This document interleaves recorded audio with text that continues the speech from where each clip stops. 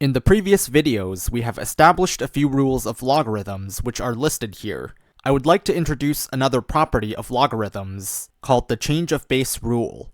The change of base rule is log base a of b equals log base c of b over log base c of a, where the base c can be any positive value except for 1. This basically allows us to rewrite the logarithm of base a in terms of any other valid base c, but instead of a single logarithm, there would be a fraction involving two logarithms of base c. One way to remember which logarithm goes in the numerator and which one goes in the denominator is to see that in log base a of b, the argument b is written in a higher position, and the base a is written in a lower position, so log base c of b goes in the top part of the fraction, and log base c of a goes in the bottom part of the fraction. Of course, that's not a mathematically rigorous proof for this formula, but it's one way of thinking about it to help you remember. The argument b is written higher up, so log base c of b goes on top, and the base a is written lower, so log base c of a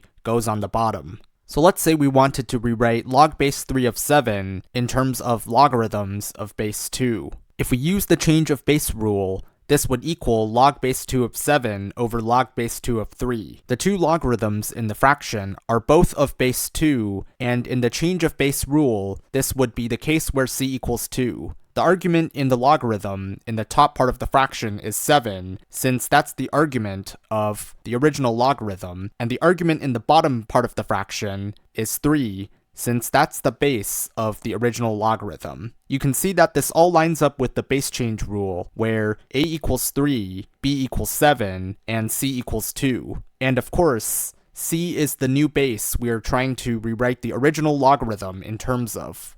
We can easily rewrite this in terms of logarithms of base 5 and say that this is equal to log base 5 of 7 over log base 5 of 3. As you can see, the only thing that has changed in this new fraction is the base in the logarithms being 5 instead of 2. The argument of the logarithm in the numerator is still 7, and the argument of the logarithm in the denominator is still 3. You can see that this still lines up with the change of base rule, and this is the case where c equals 5.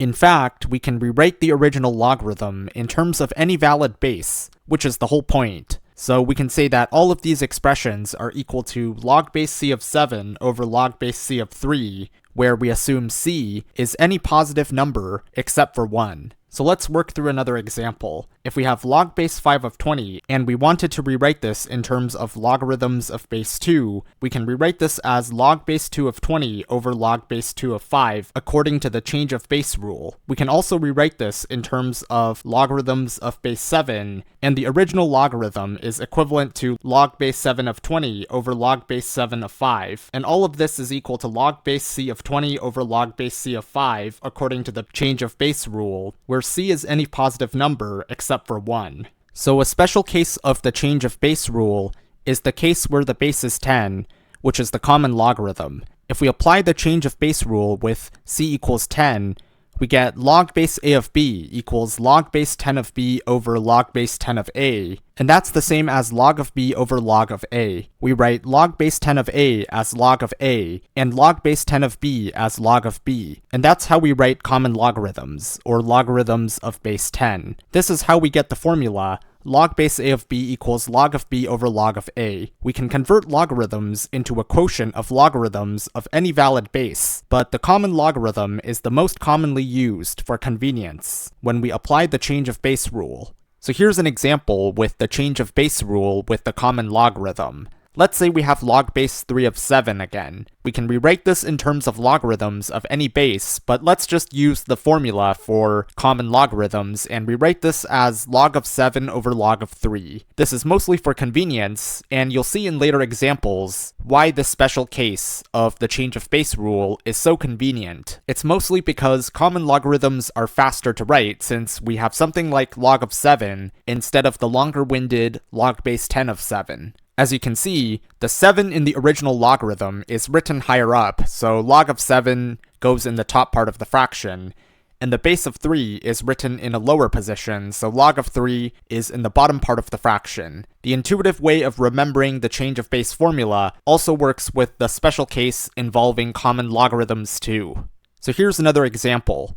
If we have log base 2 of 15, we can simply rewrite this as log of 15 over log of 2 using the change of base rule for logarithms. As you can see, 15 in the original logarithm is written higher up, so log of 15 is in the numerator, and the base of 2 is written lower down, so log of 2 is in the denominator. Hopefully, this is a fairly intuitive way of remembering the change of base rule. So here's an example of an expression we can simplify using the change of base rule. If we wanted to simplify log base 2 of 5 times log base 5 of 8, we can see that each of the individual terms would be an irrational value, and we don't exactly know what log base 2 of 5 is exactly, and also what log base 5 of 8 is exactly. But notice how the argument, the top part of the logarithm, in log base 2 of 5 is the same as the base in the second logarithm, log base 5 of 8. So the top part of the first logarithm is the same as the base in the second logarithm.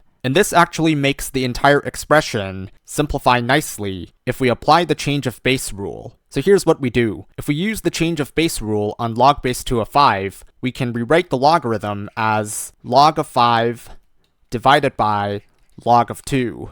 And we can also rewrite log base 5 of 8 as log of 8 over log of 5. And we'll see that in the first fraction, there's a log of 5 in the numerator, and in the second fraction, there's a log of 5 in the denominator. So the log of 5 terms actually cancel out, and this is just the same as log of 8 divided by log of 2.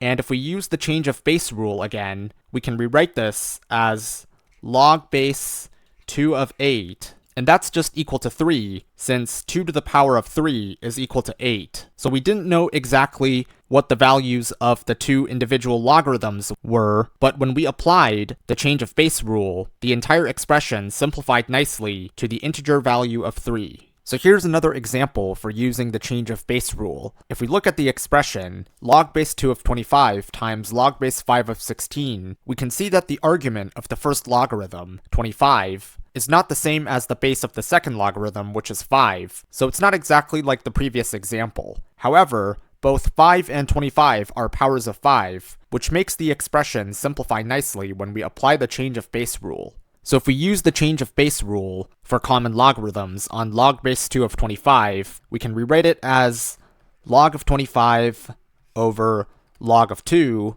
and if we use the change of base rule on log base 5 of 16, it just becomes log of 16 over log of 5. 25 is just 5 squared, so we can rewrite log of 25 as log of 5 squared, and the log of 2 in the denominator stays the same, and log of 16 is the same as log of 2 to the 4, and the log of 5 in the denominator stays the same. We can use the power rule of logarithms to rewrite log of 5 squared as 2 log of 5 by bringing the exponent of 2 to the front of the logarithm as a constant multiple, and the log of 2 in the denominator stays the same. In the second fraction, we can rewrite log of 2 to the 4 as 4 times log of 2 using the power rule, and the log of 5 in the denominator stays the same. The factor of log of 5 in the numerator and the factor of log of 5 in the denominator cancels out, and the factor of log of 2 in the numerator and the factor of log of 2 in the denominator also cancels out, so we're just left with 2 times 4. So this entire expression is just equal to 2 times 4, and that just simplifies to 8.